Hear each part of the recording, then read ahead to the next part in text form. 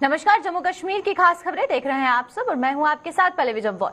तो चलिए शुरुआत करते हैं जम्मू कश्मीर की खास खबरों की। और सबसे पहले हम लोग परिसीमन आयोग की बात करेंगे। परिसीमन आयोग की रिपोर्ट जारी होने के बाद कहीं पर खुशी का माहौल देखने को मिल रहा है और कहीं पर जो गम है वो देखने को मिल रहा है। आपको बता दें कि भाजपा कश्मीरी पंडितों पीओजे के रिफ्यूजियों ने इस रिपोर्ट का जहां स्वागत किया है, वहीं पर कांग्रेस, पीपल्स कॉन्फ्रेंस और नेशनल कॉन्फ्रेंस ने ये साफ कर दिया है और रिपोर्ट को नामंजूर कर दिया है। और पीडीपी का भी यही कहना है कि भाजपा का ये नया पैंतरा है और इसी तरीके से जो रिपोर्ट है उसको लेकर अलग अलग पॉलिटिकल पार्टीज के रिएक्शन सामने आ रहे हैं। भाजपा हो, कश्मीरी पंडित हो, पीओजे के हो, इन सब और पीओजे के जो रिफ्यूजी हैं उनका भी यही कहना है कि ये जो रिपोर्ट है ये बहुत ही ज्यादा सोच समझकर बनाई गई है, पैरामीटर्स को ध्यान में रखते हुए बनाई गई है। लेकिन वहीं पर दूसरी तरफ बाकी जो पॉलिटिकल पार्टीज है, चाहे वो कांग्रेस है, पीपल्स कॉन्फ्रेंस है, नेशनल कॉन्फ्रेंस है, उनका ये कहना है कि ये रिपोर्ट सरासर गलत है और भाजपा ने इस रिपोर्ट को मैनिपुलेट किया है और अपने इन्फ्लुएंस में लाने की कोशिश की है। अब इस तरीके के जो इल्जाम है वो लग रहे हैं, लेकिन जब ड्राफ्ट तैयार किया गया था, ड्राफ्ट तैयार होने के समय में भी हमें यही चीजें देखने को मिल रही थी। और इसी के साथ जब परिसीमन आयोग की कल रिपोर्ट जारी हुई और फाइनल रिपोर्ट सामने आने के बाद आज ये बहुत ज्यादा स्वाभाविक था कि जम्मू कश्मीर में जो पॉलिटिकल एनवायरनमेंट है उस पर असर पड़ेगा और पॉलिटिकल एनवायरनमेंट पर असर देखने को भी मिल रहा है। इसी के साथ आपको बता दें कि डिलिमिटेशन कमीशन की जब रिपोर्ट जारी की गई है उसके बाद से कांग्रेस की तरफ से और पीपल्स कॉन्फ्रेंस की तरफ से, नेशनल कॉन्फ्रेंस की तरफ से इस रिपोर्ट को नामंजूर कर दिया गया है और साफ किया गया है कि जो रिपोर्ट है ये भाजपा द्वारा इसे मैनिपुलेट करके बनाया गया है और अपने फायदे के लिए बनाया गया है। लेकिन ये जो इल्जाम लग रहे हैं इससे डिलिमिटेशन कमीशन की जो रिपोर्ट है उस पर कोई भी असर अब देखने को नहीं मिलेगा, क्योंकि एक ये स्टैटिक रिपोर्ट जारी कर दी गई है। तो चलिए आइए, तमाम जानकारी के लिए हमारे साथ हमारे senior news editor Vinod Kumar ji यहाँ पर जुड़ चुके हैं, तो उनसे जानते हैं। विनोद जी, आपसे पहला सवाल ये रहेगा मेरा कि डिलिमिटेशन कमीशन की बात करते हैं तो जब रिपोर्ट को जारी किया जा रहा था और जो समय था, बीच का टेन्योर था, उसमें यही देखने को मिल रहा था कि जम्मू कश्मीर में जो पॉलिटिकल एनवायरनमेंट है उस पर काफी ज्यादा असर पड़ेगा। लेकिन अब जब स्टैटिक रिपोर्ट जारी कर दी गई है तो इसके बाद से पॉलिटिकल एनवायरनमेंट जम्मू कश्मीर का किस तरीके से बदलेगा? पल्लवी, पहले तो मैं बता दूं कि जिनके फेवर में, जिनको लगता है कि डिलिमिटेशन कमीशन की जो फाइनल रिकमेंडेशन है वो उनके फेवर में, वो उनका वेलकम कर रहे हैं और रिएक्शन होना था, ये सबको पता था और कुछ पॉलिटिकल पार्टीज ने इसका रिएक्शन भी किया है जी। लेकिन अब सवाल ये उठता है कि जो 2 स्पेशल रिकमेंडेशंस की गई हैं, पहले भी ये ध्यान से सुनने वाली चीज है, जो 2 स्पेशल रिकमेंडेशन की गई है कि कश्मीरी विस्थापित पंडितों के लिए 2 सीटें पौडीचेरी के आधार पर उनके लिए नॉमिनेट की जाएंगी और 1 सीट या कुछ रिप्रेजेंटेशन जो है पीओ के जो रेफ्यूजीज हैं उनके लिए रखी जाएगी। तो इसमें कहीं ना कहीं इस जो एक्ट है इसमें अमेंडमेंट करने की जरूरत है। अमेंडमेंट करने के लिए 2 साधन हैं। अगर तो अमेंडमेंट के लिए आप ऑर्डिनेंस लाती है केंद्र सरकार तो एकदम से हो जाएगा, अगर सेशन में इसको लाना है तो थोड़ा समय लग सकता है। शायद यही कारण है कि अब लोग ये असेस कर रहे हैं, पॉलिटिकल पार्टी असेस कर रही हैं कि क्या केंद्र सरकार या चुनाव आयोग समय पर इलेक्शन करवाना चाहता है, जो खुद गृह मंत्री अमित शाह ने कहा था कि आफ्टर डिलिमिटेशन कमीशन की रिकमेंडेशंस के 6-7 महीने के बाद चुनाव करवाए जाएंगे। तो नवंबर अक्टूबर में ये संभव हो सकता है। लेकिन अगर हम देखें कि अगर इस रीऑर्गेनाइजेशन एक्ट में तरमीम लानी है, संशोधन करना है, तो इट विल टेक टाइम। बिल्कुल विनोद जी, एक सवाल मेरा आपसे और भी रहेगा कि देखिए, डिलिमिटेशन कमीशन की जब ड्राफ्ट जारी किया गया था, पब्लिक डोमेन में इसे लाया गया, उसके बाद अलग अलग पैरामीटर्स पर चर्चा करने की भी बात की गई। लेकिन अब जो पॉलिटिकल पार्टीज ने उस समय भी इसे बॉयकॉट किया था और अब भी नामंजूरी देती हुई नजर आ रही है। तो जब इलेक्शंस होंगी और पॉलिटिकल जो रीजनल पार्टीज हैं वही पार्टिसिपेशन करती हुई इसमें नजर नहीं आएंगी, तो जो पॉलिटिकल एनवायरनमेंट है उस पर डायरेक्ट जो असर है वो देखने को मिलेगा। देखिए पल्लवी, कोई भी पॉलिटिकल पार्टी, पहले तो जो नेशनल पॉलिटिकल पार्टीज हैं वो बाइकआउट नहीं कर सकती है और उनकी फितरत में बाइकआउट करना है भी नहीं, चाहे कांग्रेस हो, बीजेपी हो। बीजेपी तो, क्योंकि बीजेपी की तो अपनी सरकार है। जब हम रीजनल पॉलिटिकल पार्टीज की बात करते हैं जिसमें नेशनल कॉन्फ्रेंस आती है, जो पीपल्स डेमोक्रेटिक पार्टी आती है, पीपल्स कॉन्फ्रेंस आती है, अपनी पार्टी आती है, या फिर दूसरी दीगर जमातों की बात करें, वो इसलिए इलेक्शन को बाइकआउट नहीं कर सकती हैं कि उनको डर रहता है कि अगर हम इलेक्शन नहीं पार्टिसिपेट करेंगे तो उनका कैडर जो है वो बिखर जाएगा, किसी दूसरी जमात को वोट करने के लिए मजबूर हो जाएगा। इसलिए कोई भी पॉलिटिकल पार्टी अफोर्ड नहीं कर पाएगी कि वो विधानसभा के चुनाव, और वो विधानसभा के चुनाव जो 5 अगस्त 2019 में जो संवैधानिक बदलाव हुआ था उसके बाद पहली मर्तबा होने जा रहे हैं। तो स्वाभाविक सी बात है, मुझे नहीं लगता कि कोई भी सियासी जमात अफोर्ड कर पाएगी कि वो इलेक्शन का बाइकआउट करे। जी चलिए, बहुत बहुत शुक्रिया विनोद जी आपका हमारे साथ जुड़ने के लिए और तमाम जानकारी देने के लिए इस पूरी खबर पर। तो ये थे हमारे साथ हमारे senior news editor Vinod Kumar ji, news room से ये हमारे साथ लाइव जुड़े थे। और वहीं पर हमने देखा कि डिलिमिटेशन आयोग की जो अब रिपोर्ट सामने आई है और उसके बाद से पॉलिटिकल एनवायरनमेंट में भी बदलाव आया है और बहुत सी ऐसी पार्टीज है जो कि इसको बॉयकॉट करती हुई नजर आ रही है। उनका ये कहना है कि उन्हें ये रिपोर्ट मंजूर नहीं है। तो चलिए आइए अब रुक करते हैं अगली खबर की तरफ और पहलगाम की बात करते हैं। पहलगाम में सुरक्षा बलों और आतंकियों के बीच जो मुठभेड़ है उसका सिलसिला अभी भी जारी है। और उसके बाद से आपको बता दें कि पहलगाम के सरचंद जंगलों में सुरक्षा बलों ने अब वहां पर शिकंजा कसना आतंकियों पर शुरू कर दिया है और जंगल में हिजबुल के कमांडर जुबैर वानी की मौजूदगी का भी जो शक है वो जताया जा रहा है। और पहलगाम में सुरक्षा बलों और आतंकियों के बीच में जो मुठभेड़ हो रही है उस बीच सबसे बड़ा अपडेट जो सामने आ रहा है वो ये आ रहा है कि आतंकियों पर शिकंजा कसने के लिए सरचंद के जो जंगल है उन पर अब शिकंजा कसने के लिए वहां पर हमारे सुरक्षा बल जो है वो तैनात हो चुके हैं, क्योंकि ये भी अटकलें लगाई जा रही हैं कि जंगल में हिजबुल के कमांडर जुबैर वानी भी उधर मौजूद हो सकता है, जिसको मारने के लिए अब वहां पर जो सुरक्षा बल है वो तैनात हो गए हैं। और सरचंद के जंगल जितने भी हैं वहां पर जाकर जो पूरा शिकंजा है उसे कसा जा रहा है ताकि आतंकियों को मुंहतोड़ जवाब दिया जाए। और सबसे बड़ी यहाँ पर बात यह है कि जो आशंका जताई जा रही है कि जंगल में हिजबुल के कमांडर जो है जुबैर वानी वो भी मौजूद हो सकता है। तो इसीलिए ये अब एनकाउंटर बहुत ज्यादा महत्वपूर्ण हो गया है। आपको बताएंगे कि अभी लाइव जो अपडेट आ रही है वो पहलगाम से क्या कुछ आ रही है उससे भी आपको रूबरू करवाया जाएगा। लेकिन आपको तस्वीरें बता दें कि जिस तरीके से अभी जो है वो एनकाउंटर चल रहा है पहलगाम में और इसको लेकर अब जो सरचंद के जंगल है वहां पर भी सुरक्षा बल तैनात हो चुके हैं और अब बड़े पैमाने पर इस एनकाउंटर को अंजाम दिया जा रहा है। और सर्च ऑपरेशन के साथ साथ ये भी देखा जा रहा है क्योंकि जो आशंका जताई जा रही है हिजबुल के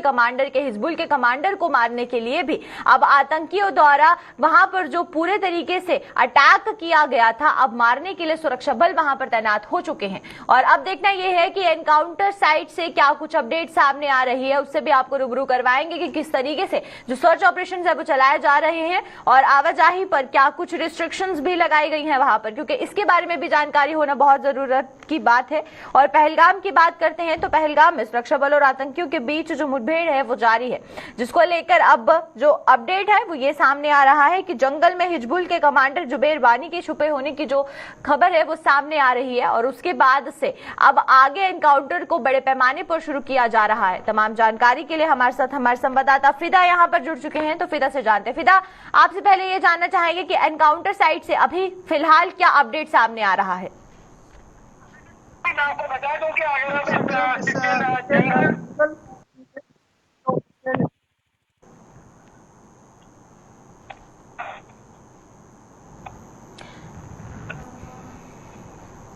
कि कोशिश करूँ जी जो रास्ते के जवान यहाँ पर आसानी है वो भी है।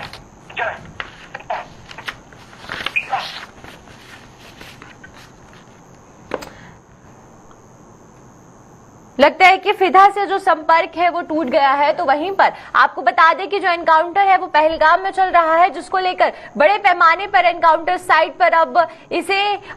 सर्च ऑपरेशन भी चलाया जा रहा है, क्योंकि अभी जो सरचंद के जंगल है वहां पर ये आशंका जताई जा रही है कि हिजबुल का कमांडर जुबैर वानी वहां छुपा हो सकता है, जिसको मारने के लिए सुरक्षा बल अब पूरे तरीके से तैयार नजर आ रहे हैं।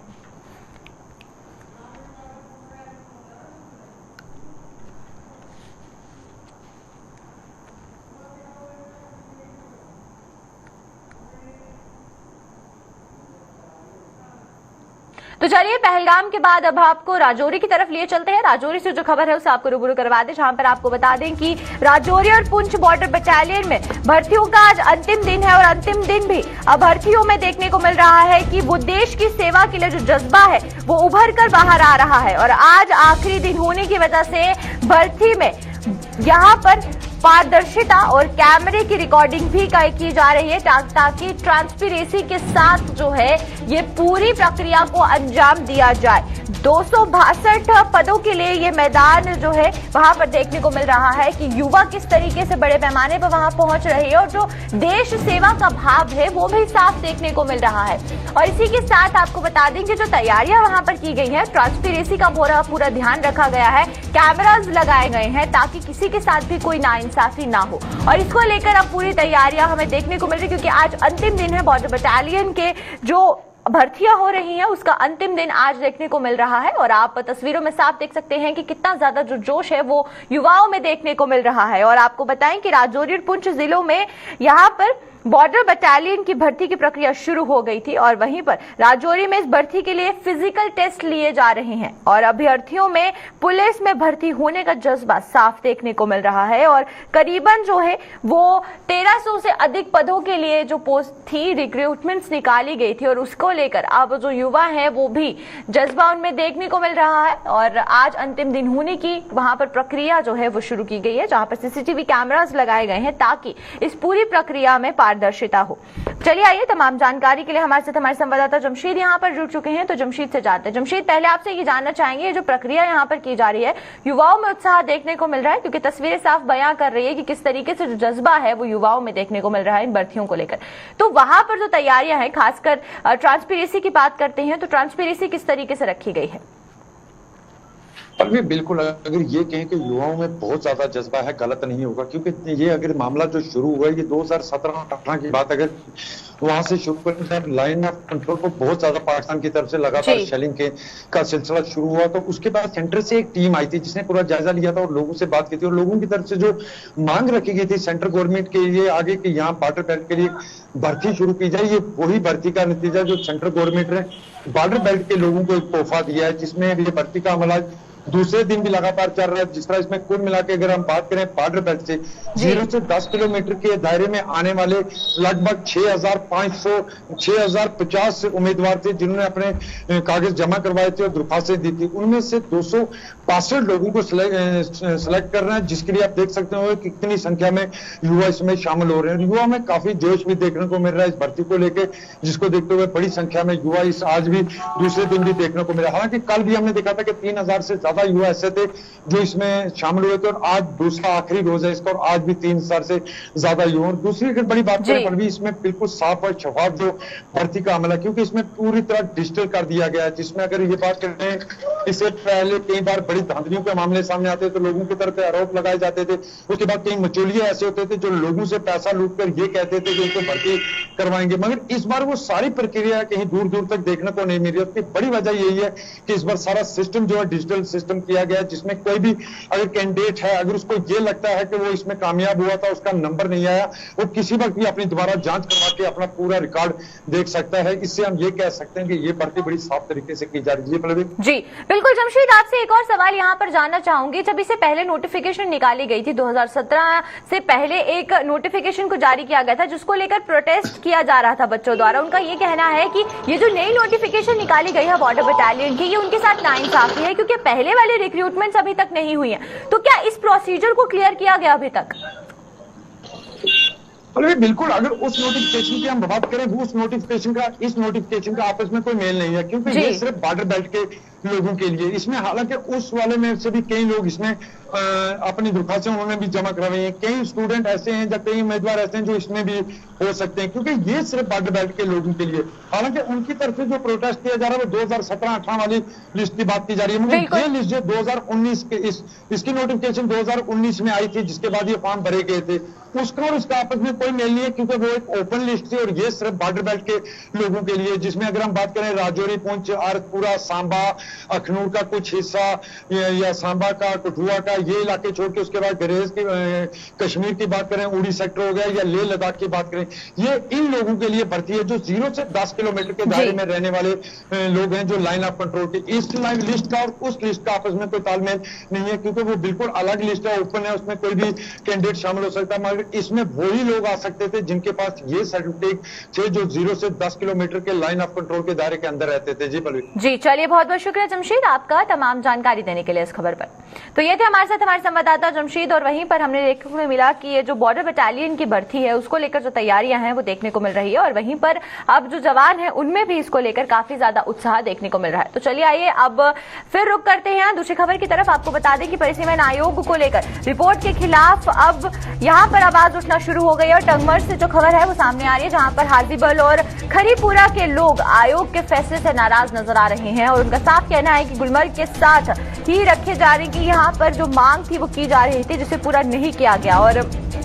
इसी के साथ अब परिसीमन आयोग की रिपोर्ट के खिलाफ टंगमर्ग में आवाज उठती हुई नजर आ रही है। रिपोर्ट को कल जारी किया गया था और आज जो है फिर यहाँ पर प्रदर्शन किए जा रहे हैं, और इस रिपोर्ट को सरेसर इसमें जो रोष है वो देखने को मिल रहा है लोगों का। और उनका साफ कहना है कि चाहे वो हाजीबल हो या फिर खरीपुरा हो, यहाँ दोनों लोगों का ये कहना है कि ये जो आयोग ने फैसला लिया है ये सही नहीं है, और आयोग के फैसले से जो गुस्सा है, जो नाराजगी है वो लोगों में देखने को मिल रही है। और आपको बताएं कि ये परिसीमन आयोग की जो रिपोर्ट थी, जो फाइनल रिपोर्ट जारी की गई थी, उसके बाद से बहुत से ऐसे इलाके हैं जहां पर लोगों में खुशी नहीं देखने को मिल रही है। उनका ये साफ कहना है कि जिन पैरामीटर्स पर ये रिपोर्ट बनाई गई है वो सरासर गलत है, और उन पैरामीटर्स को ध्यान में रखना चाहिए। लेकिन जो परिसीमन कमीशन है यानी कि डिलिमिटेशन कमीशन है, उन्होंने इन पैरामीटर्स को ध्यान में नहीं रखा और उनके साथ नाइंसाफी की। और वहीं से ये जो खबर है वो टंगमर्ग से सामने आ रही है, जहां पर हाजीबल और खरीपुरा के लोग अब आयोग के इस फैसले से नाराज होते हुए नजर आ रहे हैं, और उनका क्या कुछ कहना है इसके बारे में भी आपको जानकारी देंगे। गुलमर्ग के साथ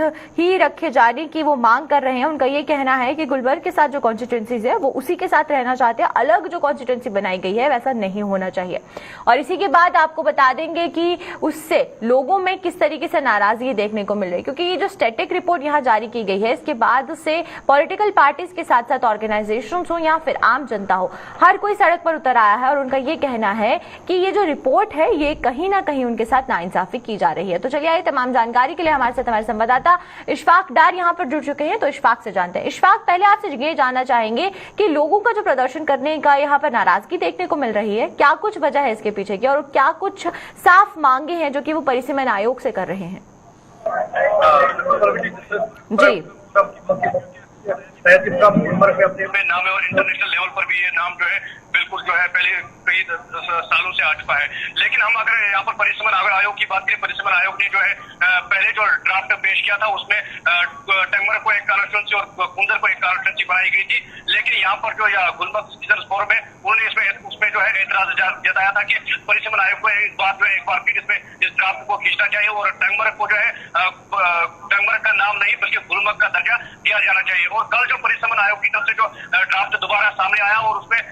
बखूबी गुलमर्ग का जो है दोबारा से जो दर्जा बहाल किया गया और गुलमर्ग को जो है अपना नाम वापस दिया गया। लेकिन यहाँ पर जो अगर हम हाजीबल की बात करें और खरीपुरा की बात करें, यहाँ के लोग आज इस टंगमर्ग में प्रदर्शन के लिए आए हैं, और यहाँ के लोग काफी नाराज इस वजह से कि अगर रेवेन्यू रिकॉर्ड की बात करें, इनके जो जितने भी मामला होते हैं वो टंगमर्ग से इनके जुड़े हैं। लेकिन जिस तरह से परिसीमन आयोग ने यह ड्राफ्ट खींचा है, इससे यहाँ के जो खरीपुरा के लोग हैं, जो हाजीबल के लोग हैं, क्योंकि जियारत बाबा क़यामुद्दीन ऋषि के मुद्दत जो इलाके हैं उन्हें इस वजह से काफी जो है मायूसी आ हुई है। और यहाँ के लोग चाहते हैं कि इस गुलमर्ग सिटीजन फोरम की आज एक बार फिर जहाँ उन्हें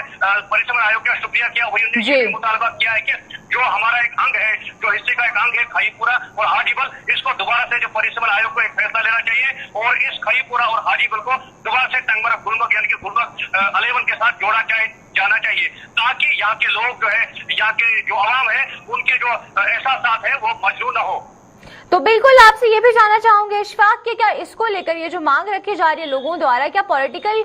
कोई भी यहाँ पर पॉलिटिकल नेता वहां पर आया हो, उनसे बातचीत करने की कोशिश की गई हो, कि जो रूलिंग पार्टी वहां पर है उनसे बातचीत करने की कोशिश की गई हो? बिल्कुल पल्लवी जी, जिस तरह से पॉलिटिकल लीडर्स का यह होता है, उनका एक इलेक्शन मोटिव होता है, वो इलेक्शन के दौरान जो है लोगों के सामने आते हैं। लेकिन इस बात अगर हम बात करें, यहाँ पर मकामी लोग सीनियर सिटीजन फोरम जो गुलमर्ग की है, ये कि एक वोटर्स है, न कि ये पॉलिटिकल पार्टीज के लोग हैं। ये पॉलिटिकल बखूबी एक वोटर्स जो है वो यहाँ पर आए हैं, और जो इसमें सिंगल सिटीजन फोरम की अगर बात करें, यहाँ पर मकामी लोगों की बात करें, वो यहाँ पर आज आ चुके हैं और उनकी यही मांग है कि जो परिसीमन आयोग है वो इस फैसले को जो एक बार फिर इसमें नजरसानी होनी चाहिए और खईपुरा और हाजीबल को दोबारा से जो है गुलमर्ग के साथ जोड़ा जाना चाहिए, न कि जो ड्राफ्ट खींचा गया है इनको जो है यहाँ पर वाघोरा कॉन्फ्रेंस के साथ मुंसलिक रखा गया है, उससे ये लोग जो है बिल्कुल जो है खफा नजर आ रहे हैं। जी चलिए, बहुत बहुत शुक्रिया आपका इशफाक, हमारे साथ जुड़ने के लिए और तमाम जानकारी देने के लिए इस खबर पर। तो ये थे हमारे साथ हमारे संवाददाता इशफाक डार, और वहीं पर टंगमर्ग के लोगों की जो मांग है वो देखने को मिल रही है, जहां पर हाजीबल और खरीपुरा के लोग अब इस फैसले से नाराज होते हुए नजर आ रहे हैं, जिसको लेकर वो प्रदर्शन करते हुए भी नजर आ रहे हैं।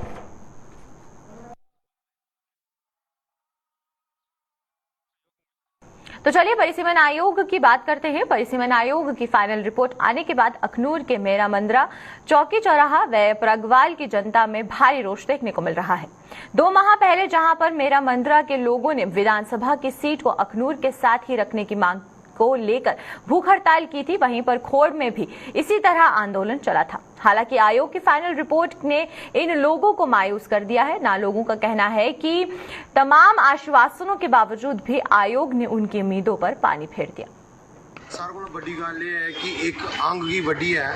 बखरा करी दिता गया है, क्योंकि मेरा मंदिर तहसील मेरी 42 साल की उम्र हो है, मेरा मंदिर और चौकी चौरा जोड़ा है अखनूर का अभिन्न अंग है। जियां अस भारत कन्नै कश्मीर की जोड़ने इयां अस आखदे आं कि मेरा मंदिर ते चौकी चौरा साढ़ा एक अभिन्न अंग हा।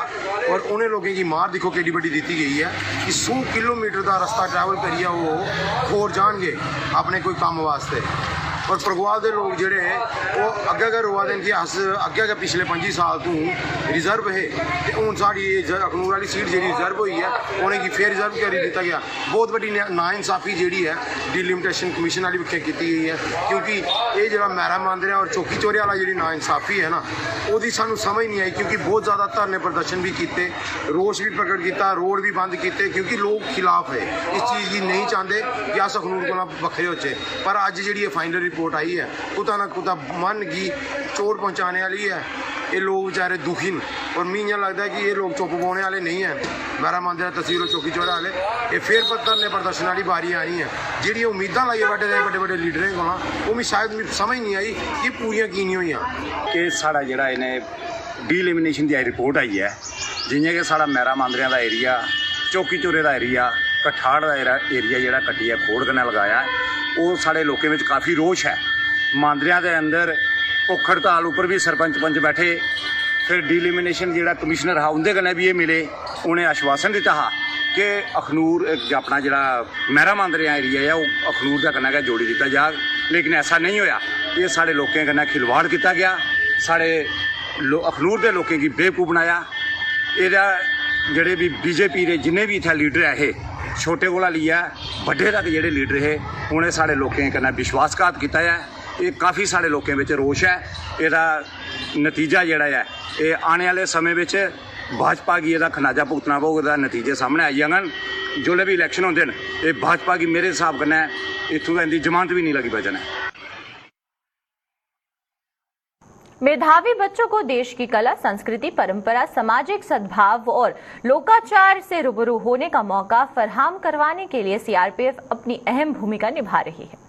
परंपरा को यहां पर जारी रखते हुए सीआरपीएफ की 182वीं बटालियन की ओर से पुलवामा के कुछ स्कूली बच्चों को आज भारत दर्शन के लिए रवाना किया गया। गवर्नमेंट हायर सेकेंडरी स्कूल के इन बच्चों को 5 दिनों के इस टूर के दौरान दिल्ली और जयपुर ले जाया जाएगा, जहां पर इन्हें वहां पर राष्ट्रीय महत्व रखने वाले ऐतिहासिक स्थलों की जानकारी भी दी जाएगी।